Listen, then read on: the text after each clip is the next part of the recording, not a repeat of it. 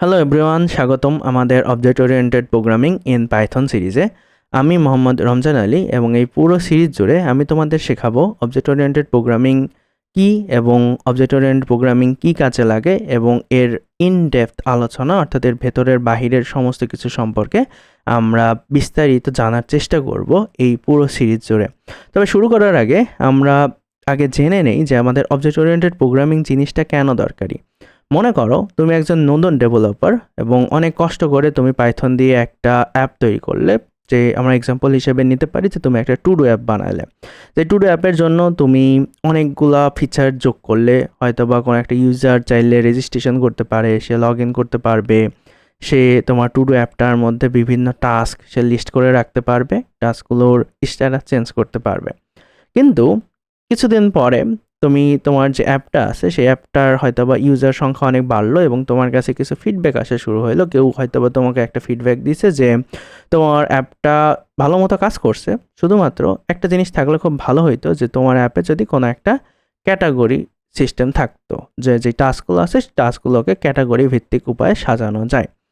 তো তুমি তোমার কোড বেজ ওপেন করলে, কোড বেজ ওপেন করার পরে দেখলে যে তুমি যে 1 মাস আগে যে কোডগুলো করছিলে সেই কোডে তোমার ভেরিয়েবল কোনটা কি কাজ করে বা তুমি কোন ফাংশনের লজিক কোথায় লিখে রাখছো, এই জিনিসটা বোঝা তোমার জন্য বেশ গরমিলের ব্যাপার হয়ে গেল। এবং এবং যেহেতু তোমার অ্যাপ্লিকেশন হয়তোবা খুব বেশি বড় হয় নাই, তুমি হয়তোবা অনেক বেশি খুঁজে খুঁজে তুমি তোমার অ্যাপ্লিকেশনে ফিচারটাকে ইমপ্লিমেন্ট করে ফেললে, কিন্তু ইমপ্লিমেন্ট করতে গিয়ে হয়তোবা কিছু একটা ইরর পড়ে গেল। এখন তুমি বুঝতে পারছো না যে ইররটা আসলে কোথা থেকে আসছে। এটা হয়তোবা কোনো এক্সিস্টিং কোনো একটা লজিক থেকে আসতে পারে, বা তুমি বর্তমান যে লজিকটা লিখেছো সেই লজিকটা আগের কোনো লজিকের সাথে কনফ্লিক্ট করতে পারে। এরকম অনেক কারণে কিন্তু ইররগুলো আসতে পারে। তো সব কিছু মিলিয়ে তোমার যে অ্যাপ্লিকেশনটা আছে সেই অ্যাপ্লিকেশনটাকে মেইনটেইন করা অনেক বেশি কষ্টসাধ্য হয়ে যায়। তো এই সময় তোমার মনে হইলো যে এমন জটিল যে সমস্যাটা আছে সেই সমস্যাটাকে কিভাবে সমাধান করা যায় তার জন্য কিছু একটা জিনিস তোমার শেখা দরকার। যাতে করে যে বড় কোনো প্রজেক্ট যদি তুমি তৈরি করো সেটাকে তুমি যত খুশি নতুন ফিচার যোগ করতে পারো, সেখানটাকে অনেক বেশি স্কেল করতে পারো বা সহজে মেইনটেইন করতে পারো। তো ঠিক সেই মুহূর্তে তুমি পরিচিত হবে অবজেক্ট ওরিয়েন্টেড প্রোগ্রামিংয়ের সাথে। অবজেক্ট ওরিয়েন্টেড প্রোগ্রামিং শেখার পর তুমি বুঝবে কিভাবে একটা অ্যাপকে ভাগ করে আমরা ক্লাস এবং অবজেক্ট আকারে সাজাইতে পারি, এবং কিভাবে আমরা ইনহেরিটেন্স, ইনক্যাপসুলেশন, পলিমরফিজমের মতো কনসেপ্ট ব্যবহার করে কোডকে অনেক বেশি ক্লিন, রিউজেবল এবং মেইনটেনেবল করতে পারি। তো এই পুরো সিরিজ জুড়ে আমি তোমাদের দেখাবো কিভাবে অবজেক্ট ওরিয়েন্টেড প্রোগ্রামিংয়ের কনসেপ্টগুলো পাইথনে ব্যবহার করা হয়, এবং তুমি একজন প্রফেশনাল সফটওয়্যার ইঞ্জিনিয়ারের মতো কিভাবে থিঙ্ক করতে পারবে অবজেক্ট ওরিয়েন্টেড উপায়ে। তো চলো শুরু করা যাক। তো আমরা শুরুতেই জেনে নেব যে অবজেক্ট ওরিয়েন্টেড প্রোগ্রামিং নিয়ে যে আমরা এতক্ষণ ধরে আলোচনা করছি সেই অবজেক্ট ওরিয়েন্টেড প্রোগ্রামিং জিনিসটা আসলে কি।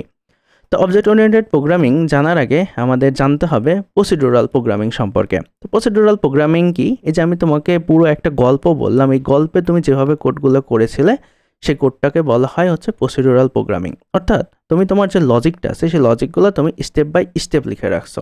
তো সেই স্টেপগুলো কীরকম? সেই স্টেপগুলো এরকম হতে পারে যে তোমার হয়তো বা একটা ভেরিয়েবল লাগবে, তুমি এখানে ডিক্লেয়ার করে ফেলছো। তার কিছুক্ষণ পরে তোমার একটা ফাংশন দরকার, তুমি এরকম একটা ফাংশন ডিফাইন করে ফেলছো। তার কিছুক্ষণ পরে তোমার আরেকটা ফাংশন দরকার, সেটাকে ডিফাইন করছো, এখানে হয়তো একটা ফাংশন কল দিয়ে দিছো। এখানে আরও কিছু লজিক দরকার, আরও কিছু ভেরিয়েবল দরকার, সেই সমস্ত কিছু তুমি এখানে করে ফেলছো। তো প্রসিডিউরাল প্রোগ্রামিংয়ে কী হয় যে আমাদের প্রত্যেকটা জিনিস যেটা আছে সেটা স্টেপ বাই স্টেপ এক্সিকিউট হয়। অর্থাৎ প্রথমে শুরুর লাইন এক্সিকিউট হবে, তারপরে তার পরের লাইন, তারপরে তার পরের লাইন, এইভাবে এক্সিকিউশনটা চলে। তো এই ধরনের যে প্রোগ্রামিংটা আছে সেটাকে আমরা বলি হচ্ছে প্রসিডিউরাল প্রোগ্রামিং।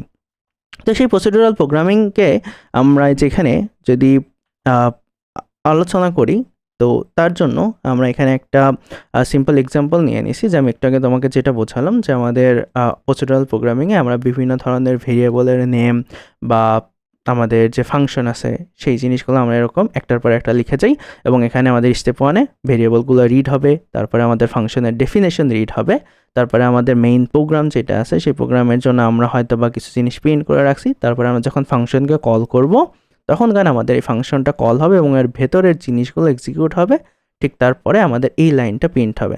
তো এই যে প্রসেস, অর্থাৎ স্টেপ বাই স্টেপ একটার পর একটা জিনিস যে এক্সিকিউট হচ্ছে, এই সম্পূর্ণ জিনিসটাই হচ্ছে প্রসিডিউরাল প্রোগ্রামিং।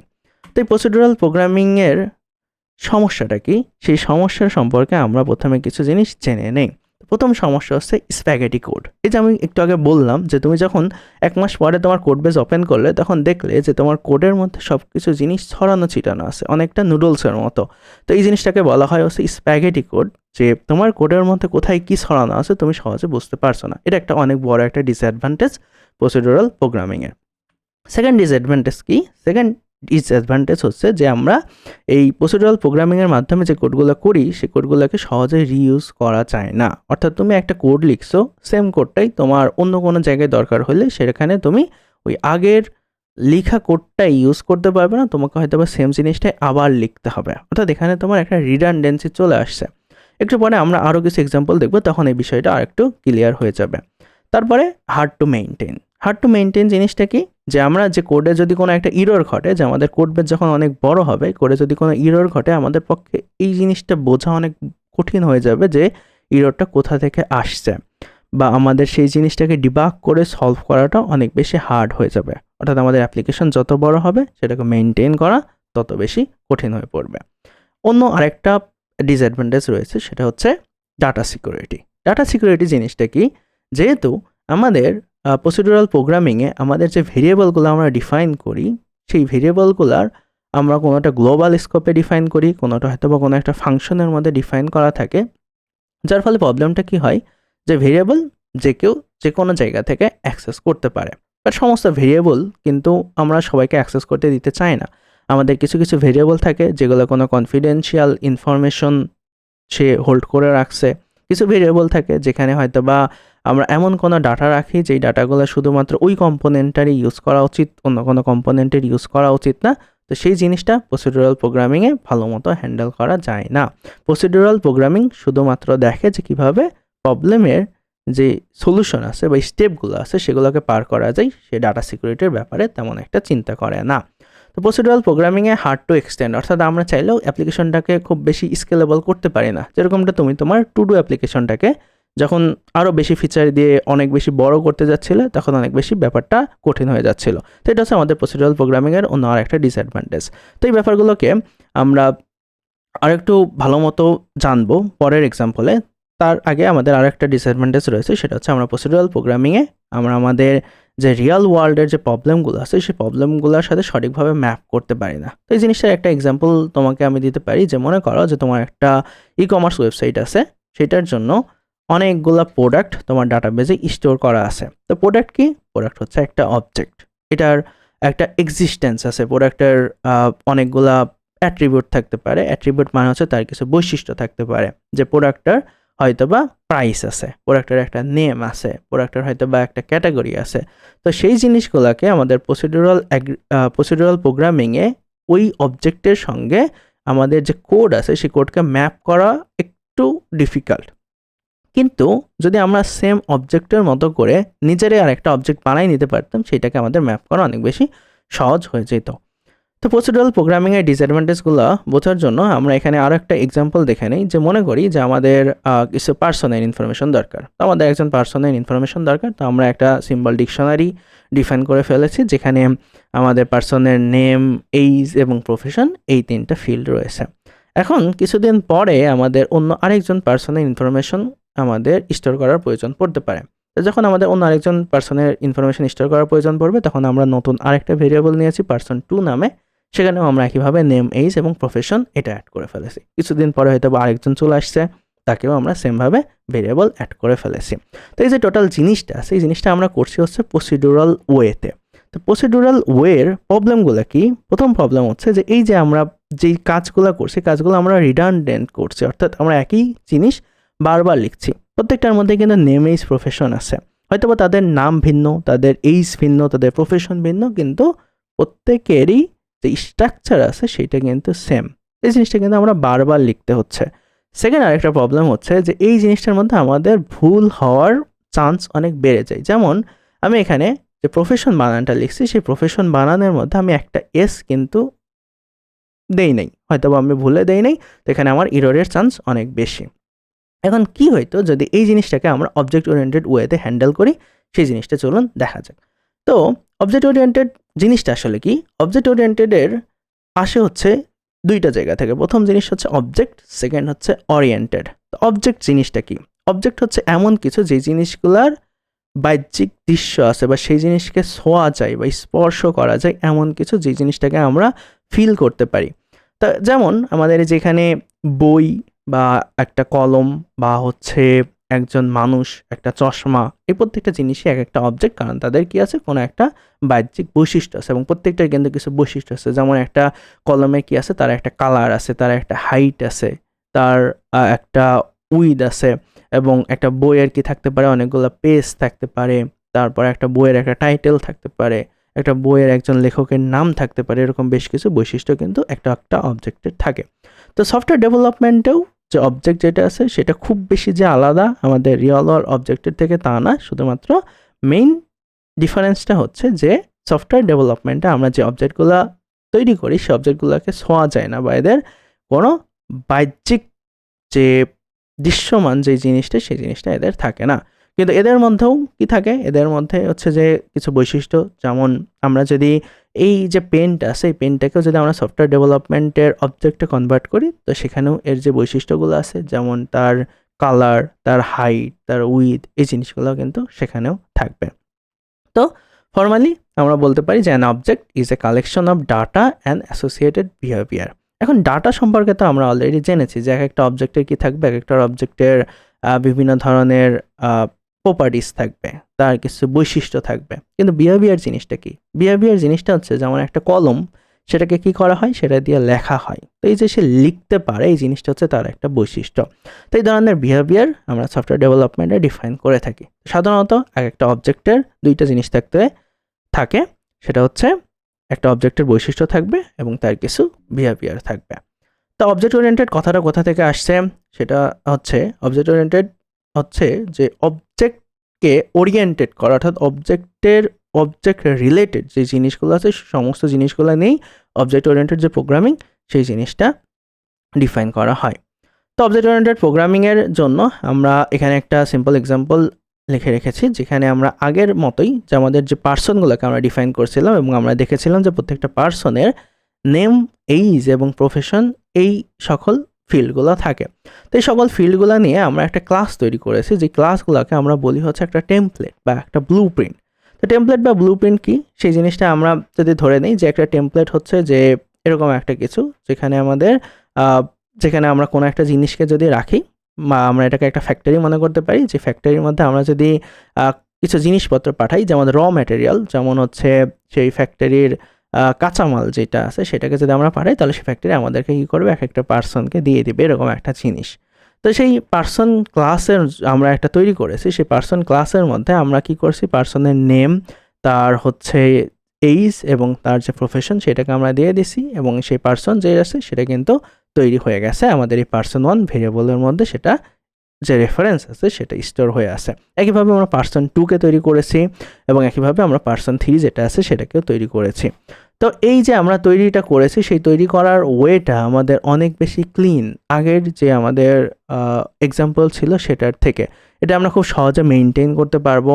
আমাদের ভবিষ্যতে যদি নতুন কোনো কিছু ফিল্ড অ্যাড করা লাগে, যেমন হঠাৎ করে আমাদের মনে হলো যে প্রত্যেকটা পার্সনের হয়তো একটা ফোন নাম্বার থাকতে পারে, সেটা আমরা অ্যাড করতে পারি, আমরা ডিরেক্টলি এই যে এই জায়গাটাতে আমরা সেটাকে কিন্তু অ্যাড করে দিতে পারি।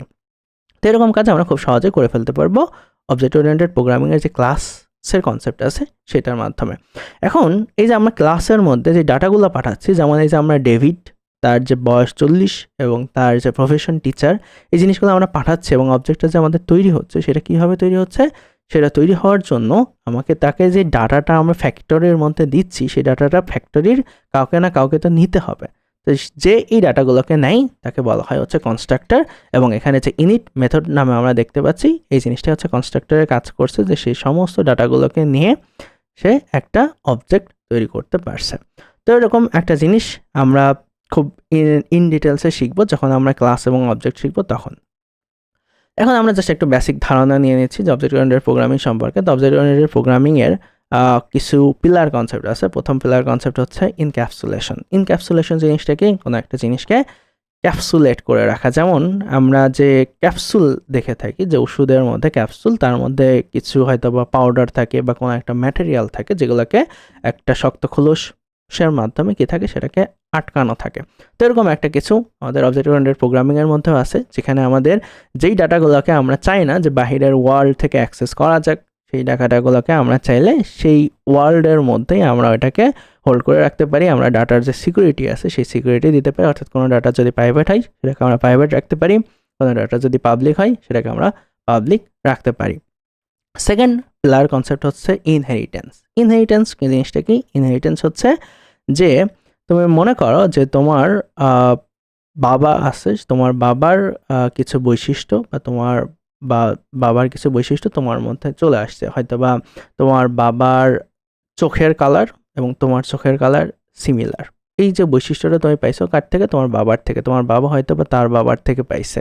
তো এরকম কিছু বৈশিষ্ট্য যে উত্তরাধিকার সূত্রে পাওয়া যায়, তো সেরকম কিছু জিনিসই আমাদের অবজেক্ট ওরিয়েন্টেড প্রোগ্রামিংয়ের মধ্যেও আছে, সেটাকে বলা হয় হচ্ছে ইনহেরিটেন্স। এটার ব্যাপারে বিস্তারিত আমরা যখন সামনে আসবে টপিকগুলো তখন আমরা জানবো। নেক্সট হচ্ছে পলিমরফিজম। পলিমরফিজম জিনিসটা কি? যে আমরা এখানে যে এরকম একটা গিরগিটির ছবি দিয়ে রাখছি, যে গিরগিটি চাইলে কী করতে পারে, সে এক এক সময় এক এক রং ধারণ করতে পারে। সে কখনো যে অবজেক্ট আছে সেই অবজেক্টের রং ধারণ করে, অন্য কোনো অবজেক্টের উপর গেলে সেটার রং ধারণ করে সে নিজেকে লুকাইতে পারে।